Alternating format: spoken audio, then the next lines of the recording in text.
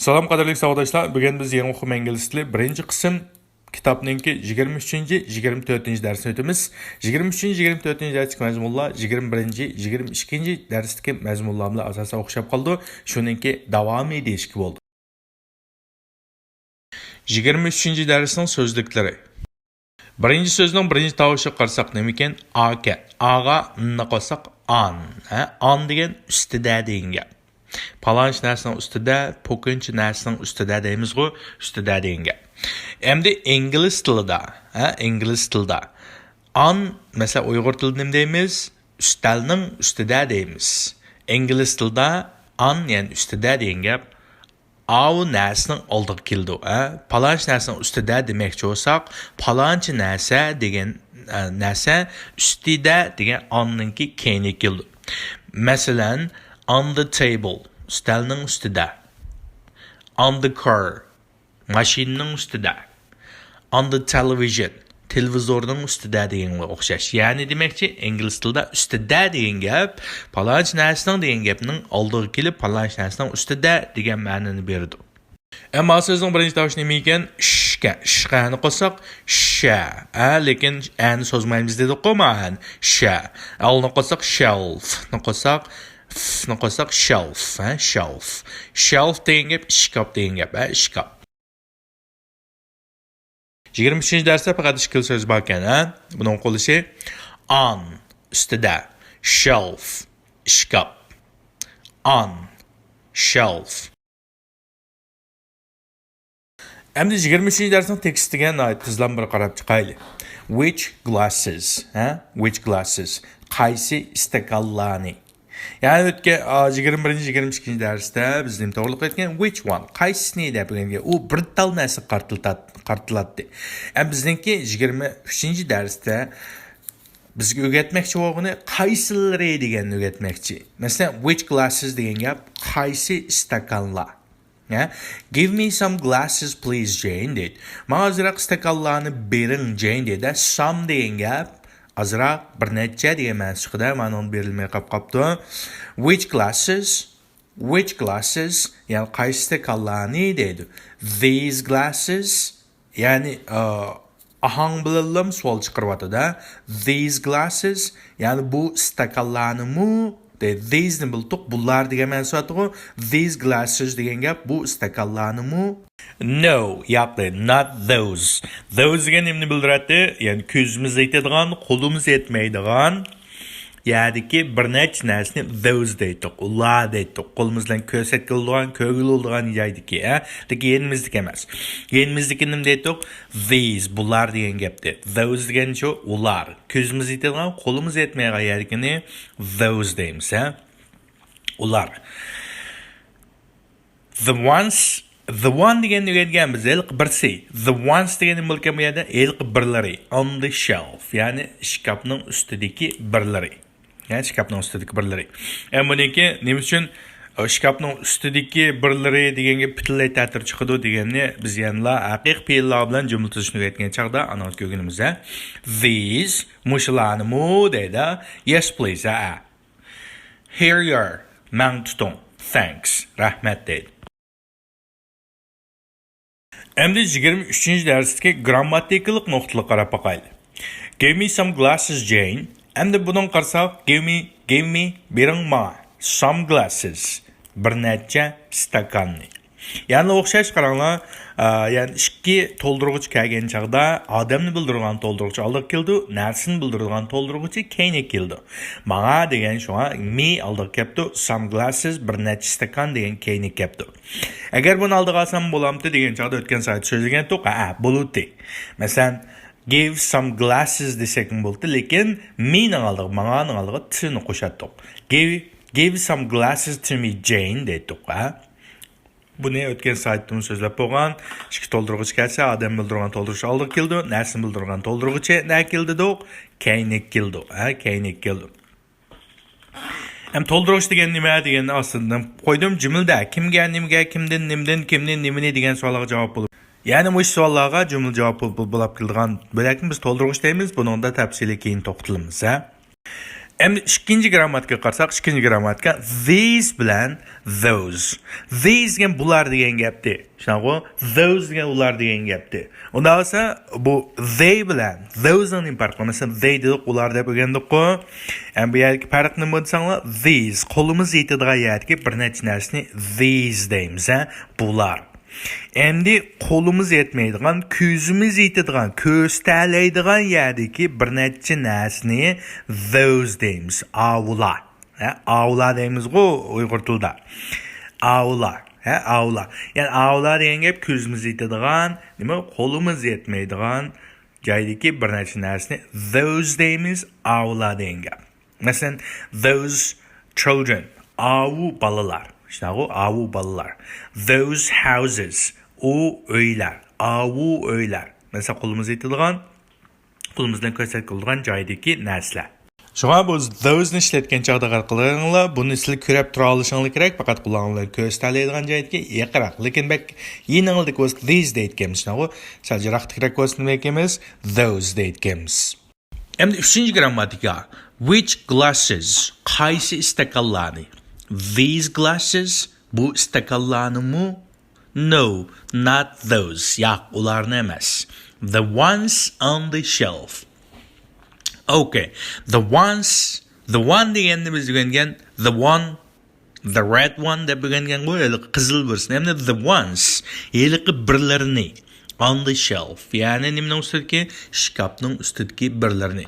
The ones degan gap birlari degan ma'no chiqadi Uyg'ur tilida. Endi Uyg'ur tilida birlari deb mujmaymiz. The ones on the shelf degan gap ustalning, ya'ni shkafning ustidagilarini degan gap.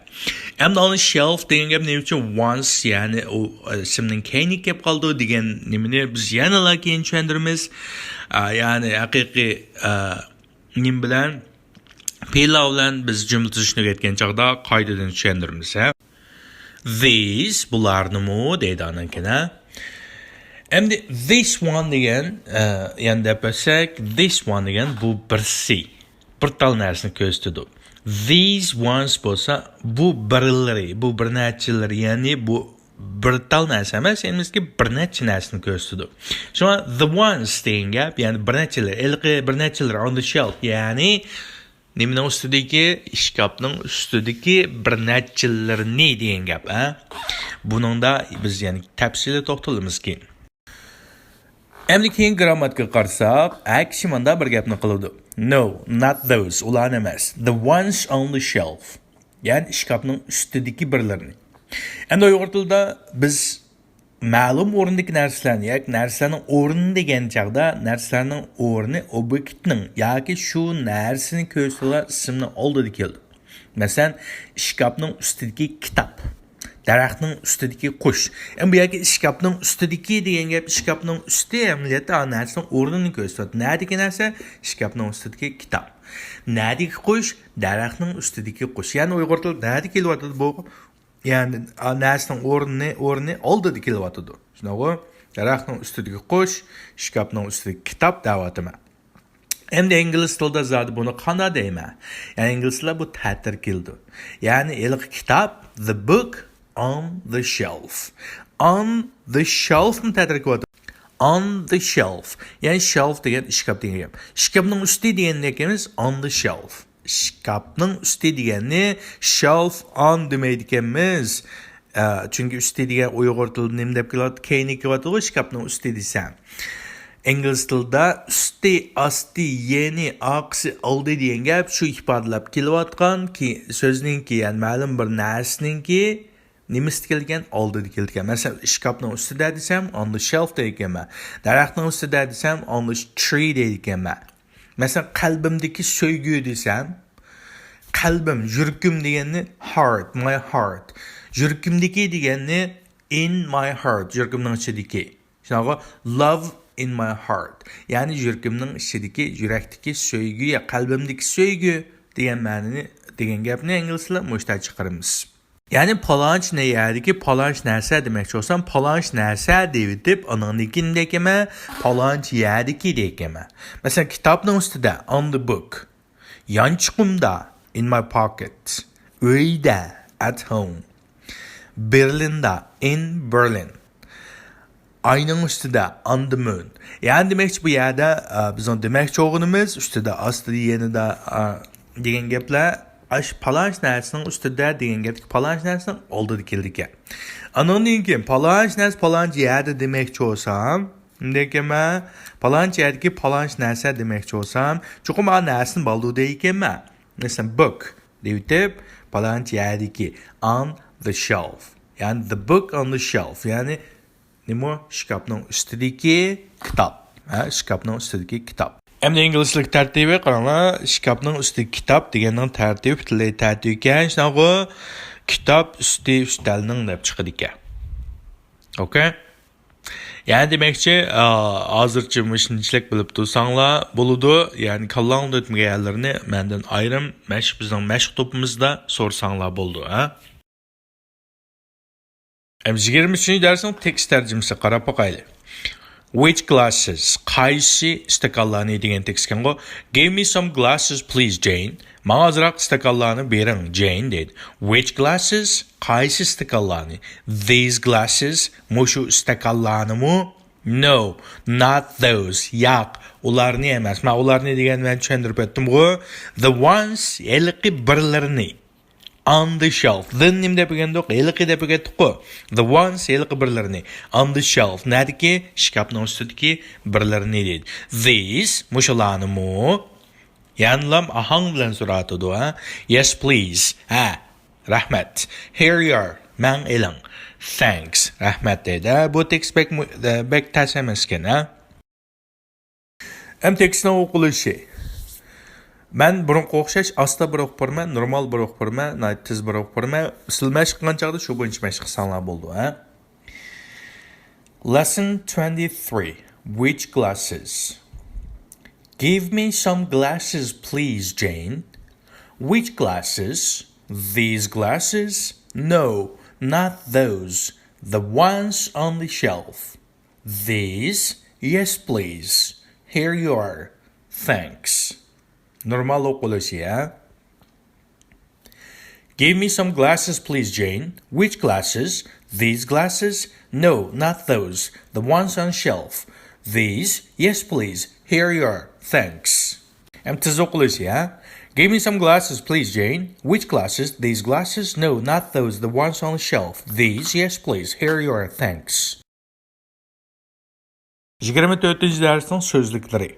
Birinchi so'zning birinchi tovushi nima ekan? Dihkan. Dihqani qo'shsak nima ekan? Da. Shni qo'shsak dask, ni qo'shsak dask. Dask degan gap, ya'ni bir narsa yozilgan ustal, xizmat ustuli yoki yoziq ustuli degan gap.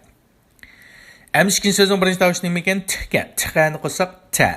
Anki nima ekan? Bihkan. Bihni qo'shsak b, olni qo'shsak, ya'ni ilni anga qisqash olda qo'yamiz dedik-ku. Bowl, ha? Table, ha? Table.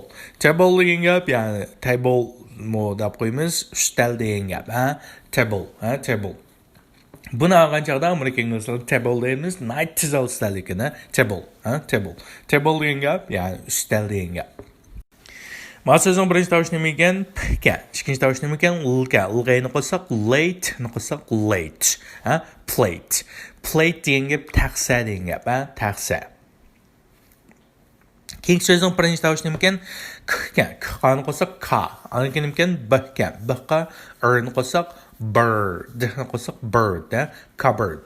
Ya'ni cupboard, ha? Cupboard. Cupboard degan gap, ya'ni kiyim shkafi degan gap, ha? Cupboard. Kiyim shkafi. Ma so'zning birinchi tovushi nima ekan? Ska. Skani qo'shsak se. Gqa ni qo'shsak g. Siga, ha? Siga. Anki nima ekan? Urga. Urgani qo'shsak rat, ni qo'shsak rat. Siga, rat. Cigarette. Ya'ni buniki urg'u sangbashi degan shunga cigarette, ha? Cigarette, ha? Cigarette. Cigarette degan gap sigaret tamaka degan gap, ha? Ammo so'zning birinchi tovushi nima ekan? Tika. Tikani qo'shsak ta, ulga ni qo'shsak l, tala, ha? Tala. Anki nima ekan? Vga. Vga ni qo'shsak v, jga ni qo'shsak j, ni qo'shsak jin. Vision, ha? Television, ha? Television. Television degan gap nima ekan? Televizor degan gap. Denshi deb qo'yishlar. Television, ha? Televizor. Ma sözün birinci tavşımken f'ken. F'qa bundan keyinkisimken l'ken. L'ğanı qatsaq la, r'ni qatsaq lor. Floor. Floor. Floor degan gap, yani pol. Pol. İkinci ma'nosi ham qavat degan ma'nosi chiqadi. Uchinchi qavatdagi qavat degan ma'nosi chiqadi. Floor. Pol. Buni ham qilib qo'l bo'ldi. Biz or deb, ya'ni amerikaliklarning atma emas, eshakma emas, o bilan o'tirishga oson bo'ldi yoki angliyacha or deb oson, floor desan bo'ldi yoki floor, or chiqasan bo'ldi, or chiqasan bo'ldi. Keyingi so'zning birinchi tovushi nima ekan? Dressing. Dressing qo'shaq dress, yani qo'shaq sen, qo'shaq sing, dressing. Buni bugun bo'lgan dress degan uzun ko'ylak degan ma'nosi chiqadi, dressing. Ko'ylak kiydigan. Table. Table, yani table, ustal. Yani ko'ylak kiydigan ustal, yani grim qildigan ustal degan gap, Dressing table, dressing table, grim ustali. Dressing table, yani grim ustali. Ma sözün birinci tavşım iken, m'gani qo'shaq ma, g'ni qo'shaq g, z'ga i'ni qo'shaq zi, qo'shaq zin. Ma, g, zin. Undan sonra urgan başı deyken z'deki i'ni so'z ekanmiz. Magazine, magazine. Yani keyin tushib ketish kerak, magazine. Magazine degan gap jurnal degan gap, jurnal. Ama sözün birinci tavşım iken b'ni qo'shaq ba, d'ni qo'shaq bad. Bad degan gap, ma'ani so'zmaysizlar, bad. Bad degan karvat degan gap, karvat. 24-darsning so'zliklarini o'qilishi. Desk, xizmat ustuli. Table, ustal. Plate, taxsa. Cupboard, kiyim ishkobi. Cigarette, sigara, tamaka. Television, televizor. Floor, pole. Dressing table, grim ustuli. Magazine, journal. Bed, karvat. Desk, table, plate, cupboard, cigarette, television, floor, dressing table, magazine, bed. Endi 24-ci dərsning tekstə qarsaq, tekstdə nim to'g'ri qo'ygan ekanmiz. Give me, manga bering, give him, uningga bering, give her, u qizga bering, give us, bizga bering, give them, ularga bering, some. Some degan bir necha degan ma'nosi chiqadi. Bir necha tal, azroq degan ma'nosi chiqadi. Some. Bir necha tal bir narsa bering degan tekstga o'tgan soatlik tekstimiz nimda? Give me one. Give her one. Palonchi bir tal mana narsa bering. Give me a, yani bir tal narsa bering degan teksti go. Ma tekstda give me, give her, give us, give them some bir narsa bering degan tekstga. O'tgan kislar o'xshaydi. Buningda faqat biz nima degan ekanmiz? Ismlarning ko'plik qo'shilganligi, o'qilishi, yozilishi deganlarni bakroq, ya'ni muhim nuqta sifatida bizga yetkazadigan dars. Men bir qatimni aytadigan o'qirman. Siz bu shu bo'yicha ko'plab mashq qilishingiz kerak, Birinchi, ikkinchisi qaranglar. Give me some pens. Men bir nechta qalam bering. Which ones? Qaysilarini? The ones, birlarini on the desk, ya'ni stolning ustidagilarini. Give her some ties. Uning bir nechta galostik bering. Which ones? Qaysilarini? The ones on the chair. O'rindiqning ustidagilarini. Give him some spoons. U erga azroq nima qo'shiqlarni bering. Which ones? Qaysilarini?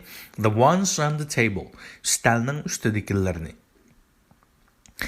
Give me some pens. Which ones? The ones on the desk. Give me some ties. Which ones? The ones on the chair. Give him some spoons. Which ones? The ones on the table. 4-5-6 rasm qaraylar. Give us some plates. Bizga bir nechta tal taxsi bering. Which ones? Qaysilarini? The ones on the cupboard. Yani kiyim ishkobining ustidagilarini. Give them some cigarettes. Give them some cigarettes. Ularga azroq tamaki bering. Which ones? Qaysilarini? The ones on the television. Televizorning ustidagilarini.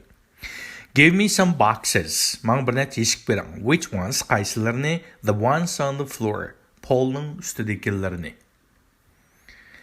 Give us some plates. Which ones? The ones on the cupboard. Give them some cigarettes. Which ones? The ones on the television. Give me some boxes. Which ones? The ones on the floor. Yani bu savollarga jumla javob bo'lib kelgan bo'lakni biz to'ldirg'ish deymiz. Buningda tafsiliy keyin to'xtalamiz.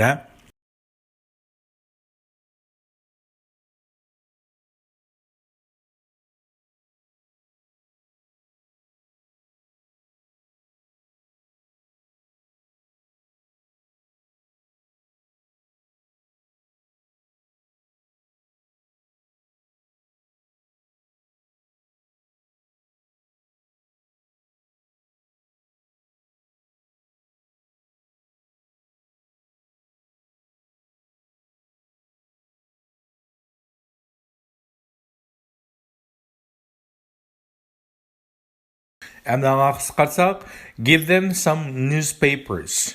Give them some newspapers. Улыңа bir necha nima gazet bering. Which ones? Qaysilarini? The ones on the stereo. Yangratqaning ustidagilarni. Give them some newspapers. Which ones? The ones on the stereo.